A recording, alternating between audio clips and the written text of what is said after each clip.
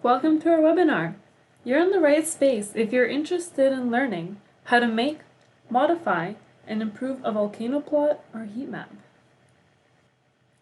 My name is Marketa. And my name is Lauren. We are master's students at the University of Toronto studying medical genomics. We're excited to present to you on this subject because in the program we have learned not only how to read, create, and use these types of figures, but we've learned the value of visually appealing plots that allow for easy legibility of what is being represented on the graph.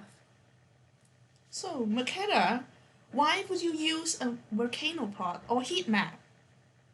So similarly to other plots, volcano plots and heat maps are used to help quickly visually identify changes or patterns in large data sets. They are frequently used for representing genomic data, specifically transcriptomic or RNA-seq results. Here is an example of a volcano plot.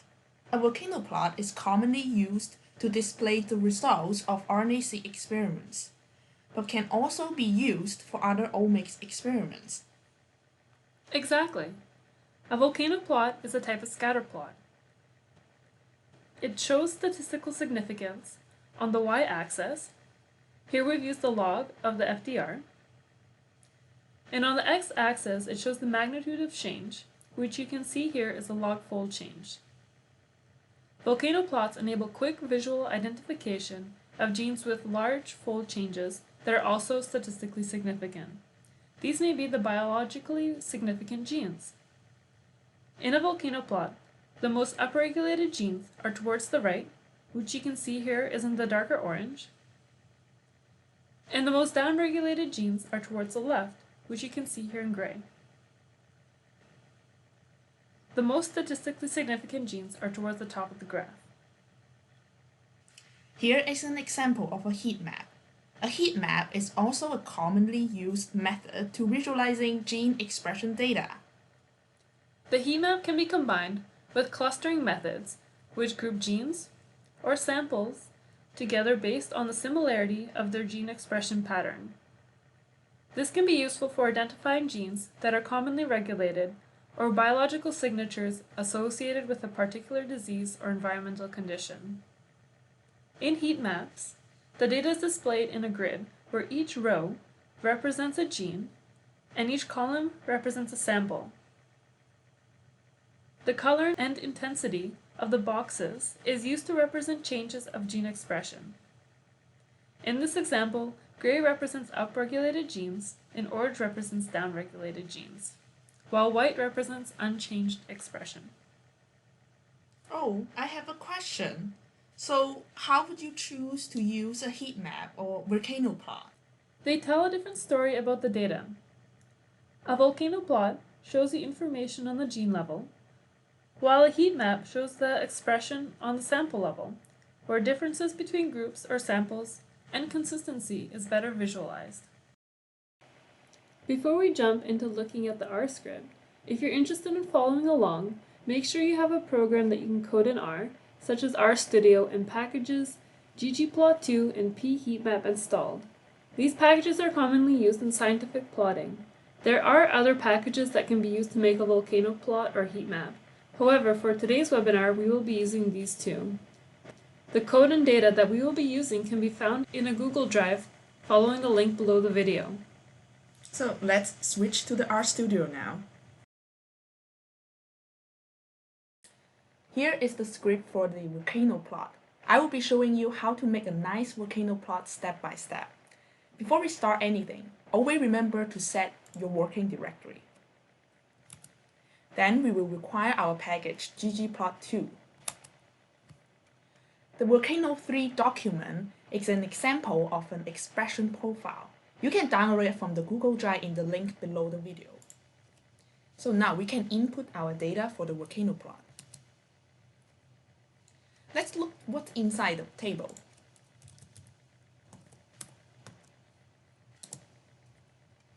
To create a volcano plot, we will need the following information: the log-fold changes, the Q values. Gene names can help us to keep track of the gene.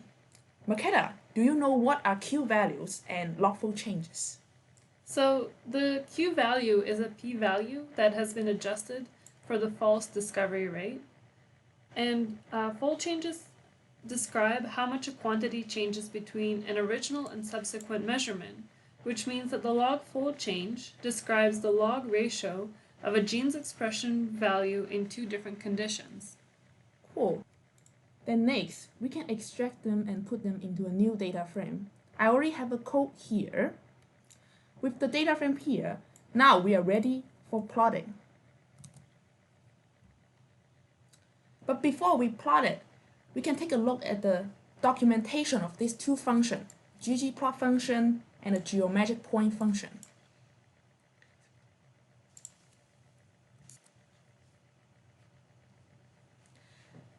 Here is the documentation of a ggplot function. This function is used to initialize a ggplot object, but we will need to specify which type of graph. For the ggplot object, it's always followed by a plus sign to add component to the plot, which we will see it later. At the end of the documentation, there are samples that you can take a look and try.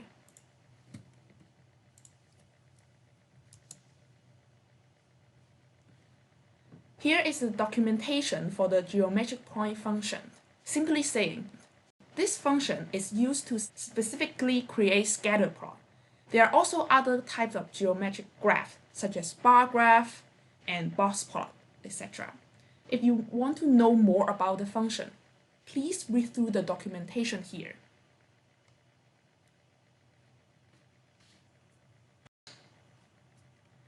Back to the line. Here is a data frame that contains all the required information. The ASE argument is used to specify the x and y values. Since we usually have negative log 10 FDR for the y-axis, we can actually do the calculation here. Let's see what happens if we just run the first part of the code.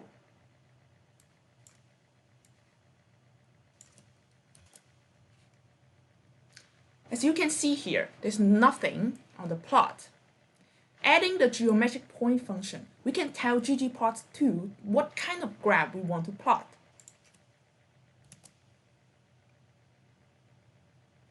So here is our first volcano plot. It doesn't look too pretty, Lauren. Can we make it maybe look better so it represents the data in a more meaningful way? Sure. How about highlighting the significant differentially expressed genes? Sure, that sounds important.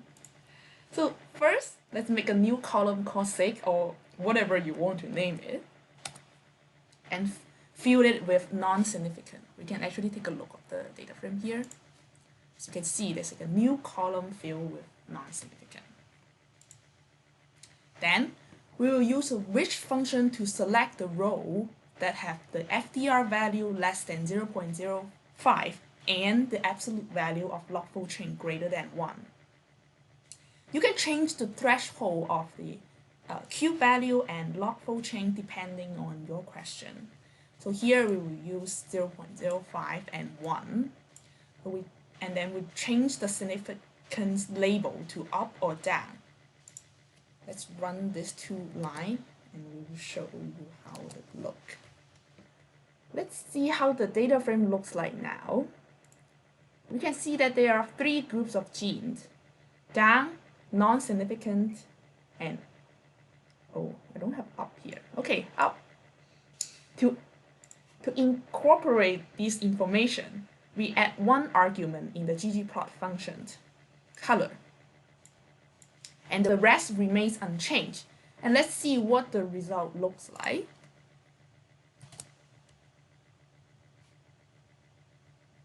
Okay. So now I can see which genes are significantly up or down regulated. The colors are pretty bright, Lauren. Maybe we could make it, more follow along like what could be in a scientific figure. Sure. If you're thinking that the color is not fashioned enough, we can change the color using different color codes. Here is a website that you can check the color code for different colors. And we can go to take a look now.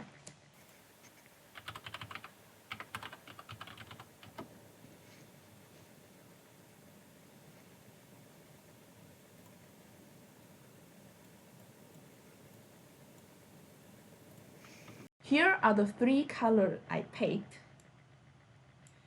We will then use a function called scale color menu to color our dots. Remember to put a plus sign to add this argument to our plot.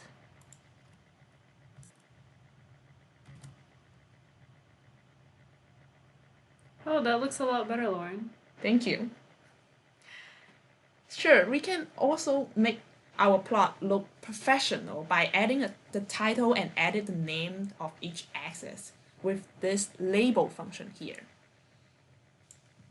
As an example here, I named the x-axis as log2 fold change, y-axis negative log 10 FDR, and the title as volcano plot.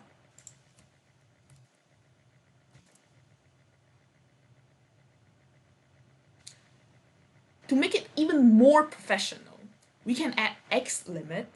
Here I chose a limit from -5 to 5. Also, adding intercept lines can help to see the cutoff values. Here I have a horizontal intercept line and a vertical intercept line. We set the intercept value based on the cutoff we used before. Remember, our cutoff for FDR is 0.05. And for the fold change, it's -1 to 1. So we can set the value here. Let's see how it looks. Wow, that's really coming together well, Lauren. It's starting to look like a real figure. Thank you. Is there a way that we could maybe label some of the genes of interest, such as the ones that are most significant? Absolutely, yes. What can we do here is to get the genes that have the smallest p-value. Beginning by creating an empty column called label, we will first sort the table by the q-value from smallest to largest. Then we will use the which function again to select the row that has upregulated gene. And then we will obtain the gene name of the first five genes that are upregulated using the head function. We will do the same thing for the downregulated gene. If you find this step a bit hard to follow, feel free to stop the video and run the code step by step. Next, we will store the gene's name in a vector. I'm using an S character function here to make sure each element is a character. By using the match function, we can now know where these 10 genes are located in the data frame. In another word, we can know the row numbers of these 10 genes. The row numbers here. With the row number, we can finally add the gene name to the corresponding rows under the label columns.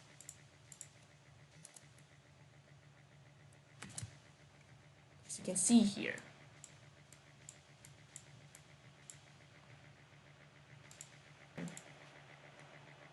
Finally, at the end, we will use the geometric test function to add the label to the plot.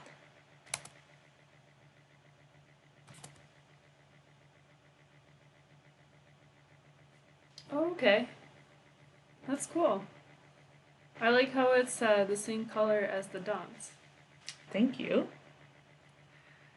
The last thing I want to introduce is the theme function in the ggplot2 package.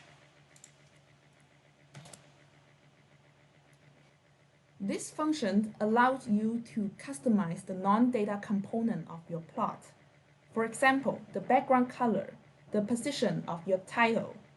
If you want to know more about the function and its different usage, please read through the documentation here.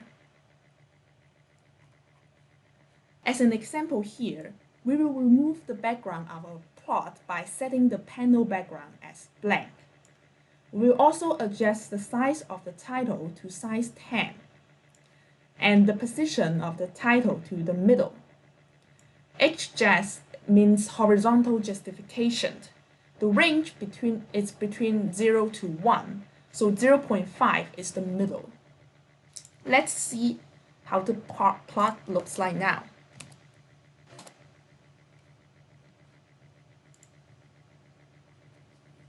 It looks good, Lauren. Looks good. Thank you, thank you. So I'm going to be walking you through our heat map tutorial today. Yay! Before we start, similarly with our volcano plot tutorial, you can find this code as well as the data that we need to create the heat map in the Google Drive, which you can find the link for below our video.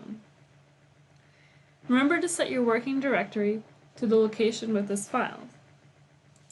So I'm going to start by loading pHeatmap. And when we look at what's actually in it, you can see that it's a function that draws clustered heat maps and gives you better control over some of the graphical parameters.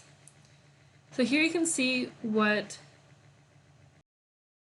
some of the options are when we use pHeatmap, and we're going to be going over some of them here right now and some of them later in the follow-on assignment if you want to explore it more. So now I'm going to load in my heatmap data, which is heatmap 2. And we're going to look at it, see what it's made out of.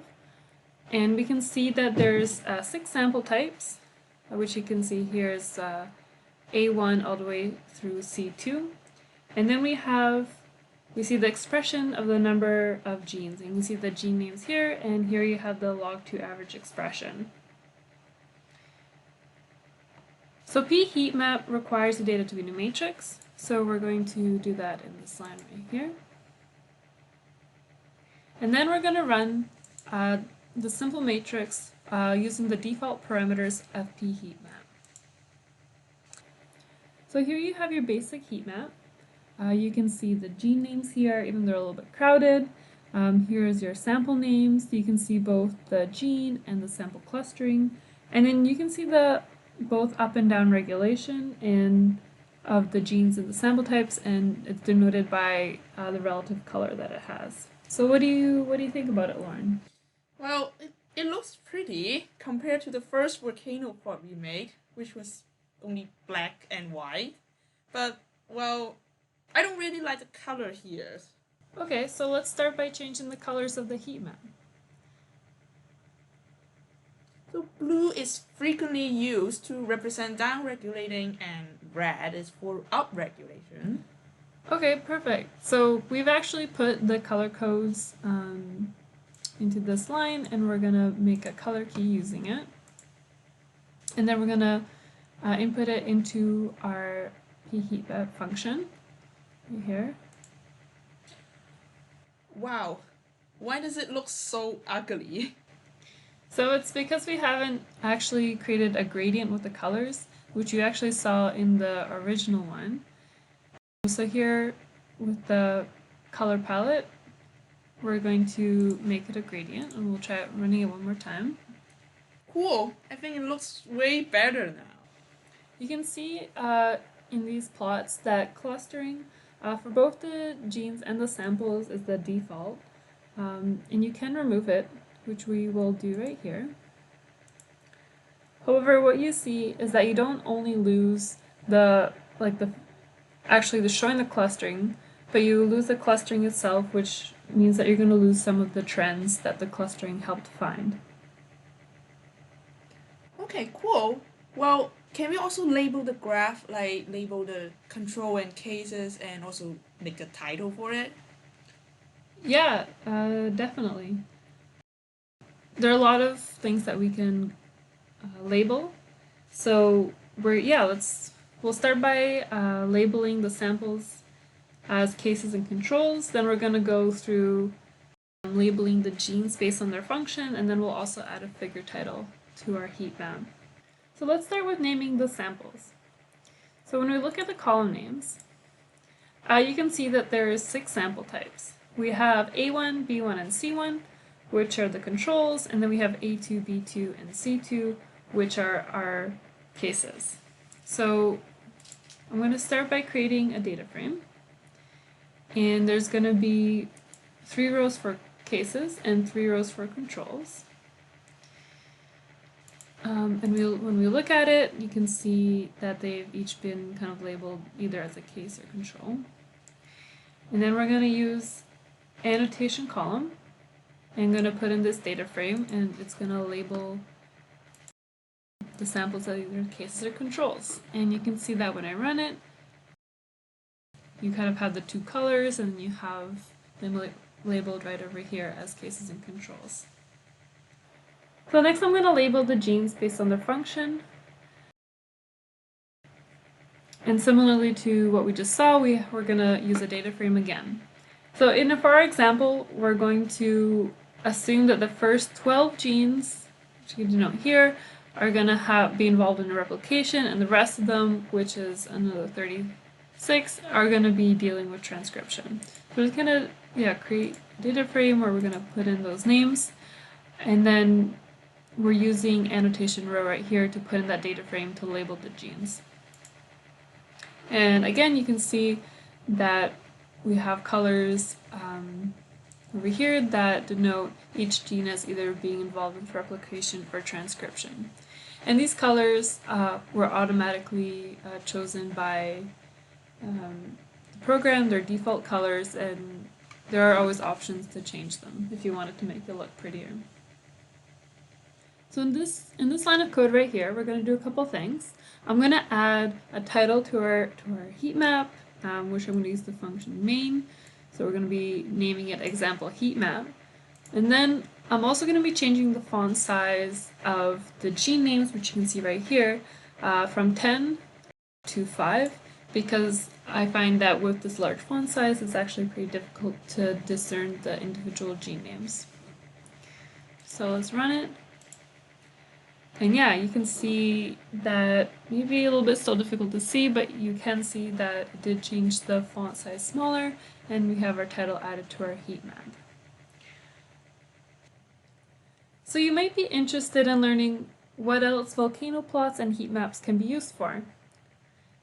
So volcano plots, because they are scatter plots that simply plot the significance versus the fold change, they are mostly used for omic data, specifically genomic, proteomic, and metabolomic.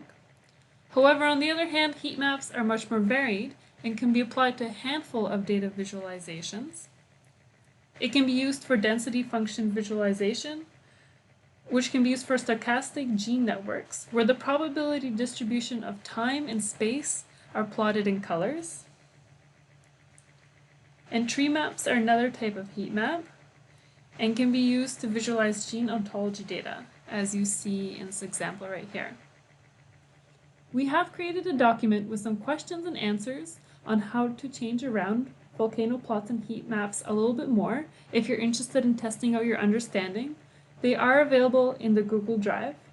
If you have any other topics that you'll be interested in learning about, please write them below in the comments of the video, and we will take a look. So we used a number of resources for a video that we would like to thank. The presentation template slides, we use SlidesGo for them. They are a great resource for making very visually appealing slides. And then we used data for both our volcano plots and heat maps that we put online. So for the volcano plot, we adapted it from Dado, Sen et al., and for the heat map from Cherlund et al. We have applied an attribution non-commercial share-alike Creative Commons license to our video. If you're interested in learning what this means, we will also have a link below our video describing this type of Creative Commons license. Thank you very much for watching our video. We hope it taught you about how to improve or make a volcano plot and heat map. And once again, if you have any questions or suggestions, we would love to hear them. Please just write to us in the comment below. See you next time!